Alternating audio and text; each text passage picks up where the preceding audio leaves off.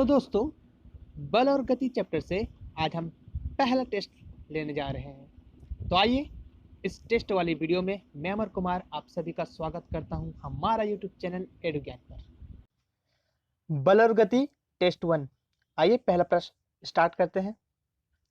वे वस्तुएं जो वातावरण के सापेक्ष समय के साथ अपना स्थान नहीं बदलती है कहलाती है। ऑप्शन ए विराम अवस्था, ऑप्शन बी गति अवस्था, ऑप्शन सी दोनों, ऑप्शन डी उपर्युक्त कोई भी नहीं। इसका राइट आंसर क्या होगा? तो देखिए, ये पूरा परिभाषा ही रखा हुआ है। वे वस्तुएं जो वातावरण के सापेक्ष समय के साथ अपना स्थान नहीं बदलती है वो विराम अवस्था में कहलाती है। तो ये पूरी क्या लिखा हुआ है? परिभाषा विराम अवस्था का, यानी हमारा ऑप्शन ए राइट आंसर हो जाएगा।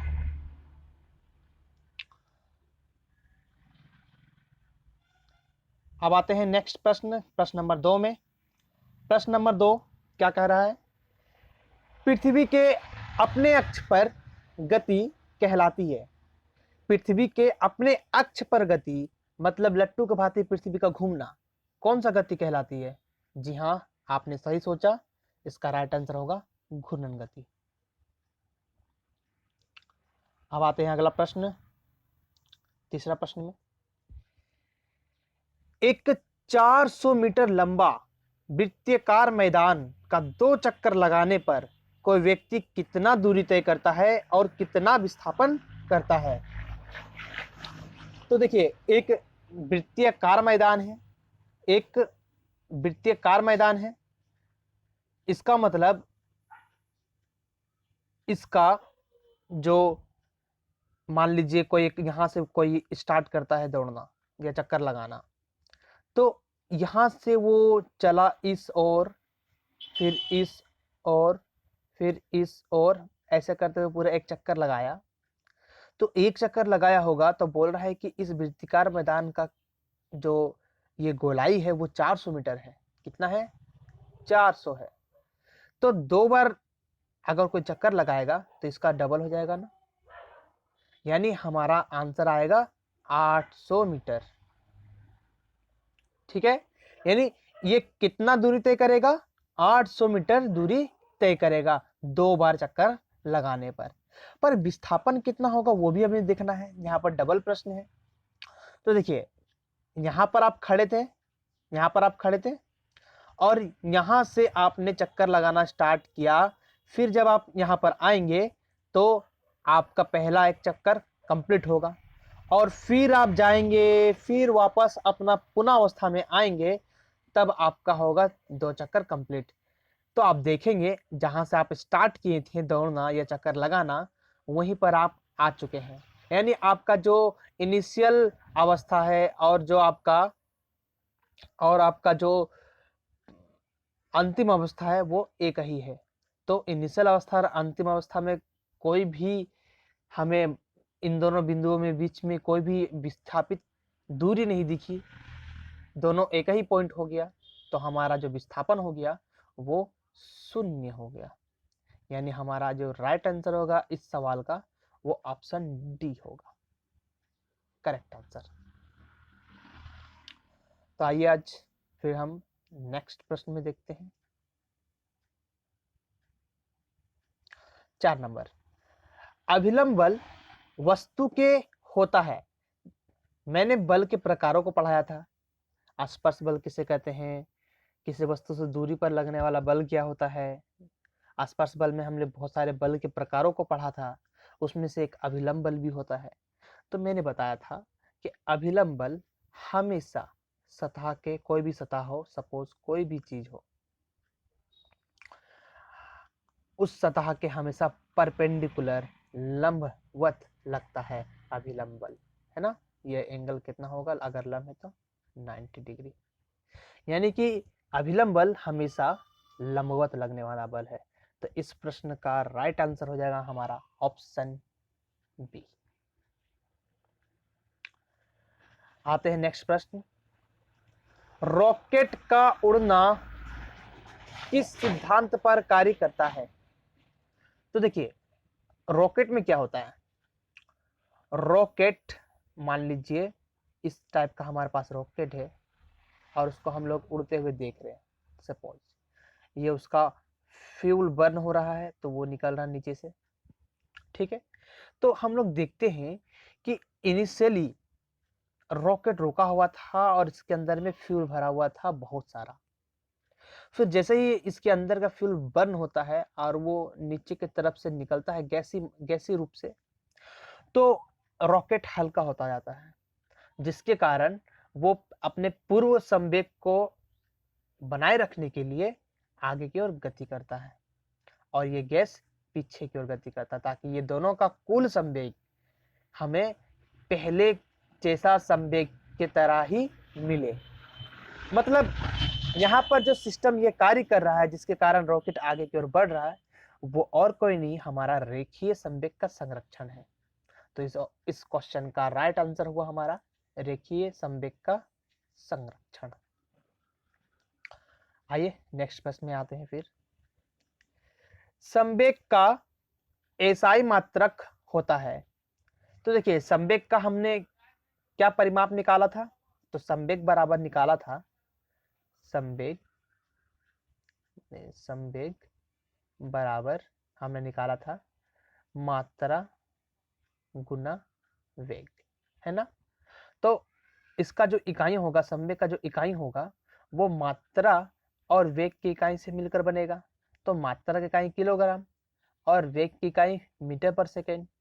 तो हमारा संवेग की इकाई क्या हो गया, किलोग्राम मीटर पर सेकेंड, यानी ऑप्शन ए इसका राइट आंसर होगा। आइए अब नेक्स्ट प्रश्न में 7 नंबर, निम्नलिखित में से किसका जड़त्व अधिक है। देखिए मैंने जड़त्व पढ़ाया है, जड़ता क्या होता है ये मैंने समझाया था, पर मैं एक चीज बताना भूल गया था वीडियो में, मैं आज इस प्रश्न में बता देता हूं। देखिए किसी भी वस्तु का जो जड़त्व होता है उस वस्तु के मास पर निर्भर करता है। उसका जड़त्व जो गुण है वो उसके मास पर निर्भर करता है। अगर किसी वस्तु का मास अगर ज्यादा हो तो उसका जड़त्व भी ज्यादा होगा, और उसका मास कम हो तो उसका जड़त्व भी कम होगा। तो दिए गए प्रश्न में क्या बोला गया है कि एक साइकिल और एक रेलगाड़ी की बात किया गया है कि इन दोनों में से किसका जड़त्व अधिक होगा। तो देखिए अगर हम मान भी ले कि साइकिल और रेलगाड़ी एक ही वेग से चल रहे हो, एक ही उनका जो वेग है एक ही हो, पर दोनों की मात्रा क्या सेम है। साइकिल का भार मुश्किल से मान लीजिए 20 किलो, मुश्किल से। एक रेलगाड़ी का एक डब्बा का भार से भी बहुत कम, बहुत गुना कम। तो जरा अंदाजा लगाइए रेलगाड़ी का संवेग कितना होगा, बहुत ज्यादा होगा। ठीक है, और एक साइकिल का संवेग बहुत ही कम होगा, उसका अगर वेलोसिटी बराबर रहे तब भी। तो यहां से हमें पता चल रहा है कि एक साइकिल एक रेलगाड़ी की तुलना में काफी हल्की वस्तु होती है। और हमने अभी बताया कि जो हमारा जड़त्व होता है वो मास पर डिपेंड करता है। जिस वस्तु में जितना अधिक मास होगा उस वस्तु का जड़त्व उतना ही अधिक होगा। तो उस हिसाब से हम देखें तो रेलगाड़ी का मास बहुत ही अधिक है, तो इसका जड़त्व भी सबसे अधिक होगा, यानी कि हमारा राइट ऑप्शन ऑप्शन बी रेलगाड़ी हो गया। आइए फ्रेंड्स अगले सवाल पर, सवाल नंबर 8 में, न्यूटन के गति के कौन से नियम को जड़त्व का नियम कहते हैं। तो ये सिंपल सा बात है, हमने जब फर्स्ट न्यूटन के गति के फर्स्ट लॉ को पढ़ा था, प्रथम नियम, तो उस नियम से ही हमने पाया था न्यूटन का गति का जड़त्व का नियम, यानी कि न्यूटन का गति का प्रथम नियम ही जड़त्व का नियम है। तो हमारा इस प्रश्न का सही जवाब हुआ प्रथम नियम। अगले प्रश्न में आते हैं हम लोग, न्यूटन के गति के कौन से नियम से बल की परिभाषा प्राप्त होती है। तो देखिए हमें बल की परिभाषा तो प्राप्त होती है और जड़त्व का नियम भी प्राप्त होता है, किसी वस्तु का जड़त्व क्या होता है वो भी प्राप्त हो जाता है। कौन से नियम से, तो हम लोगों ने पढ़ रखा है न्यूटन के गति के प्रथम नियम से। तो इस सवाल का राइट जवाब हुआ प्रथम नियम। अगले प्रश्न में मूव करते हैं, न्यूटन के गति के किस नियम से बल की परिमाप मिलती है? अब देखिए यहाँ पर बल की परिभाषा की बात नहीं की गई है, यहाँ पर बात किया गया है तो बल के परिमाप की बात किया गया है। तो हम लोगों ने देखा है कि बल को मापने का जो हमारा फॉर्मूला है, यानी कि F बराबर m इंटू ए, ये कहाँ से आया था? तो ये आया था हमारा, ये टोटल फॉर्मूला आया था हमारा सेकंड नियम से, हमारा जो सेकंड नियम है उससे आया था। इसका मतलब ये कि F बराबर a में अगर हमें बल का परिमाप देती है, यानी हम बल का परिमाप पाते हैं उस न्यूटन के गति के नियम से, जिस न्यूटन के गति के नियम से ये हमारा फॉर्मूला आया। तो ये हमारा फॉर्मूला आया न्यूटन की गति के द्वितीय नियम से, यानी इस क्वेश्चन का राइट आंसर हो गया न्यूटन गति का द्वितीय नियम, यानी ऑप्शन बी। अगले प्रश्न में आते हैं, ये हमारा लास्ट प्रश्न होगा।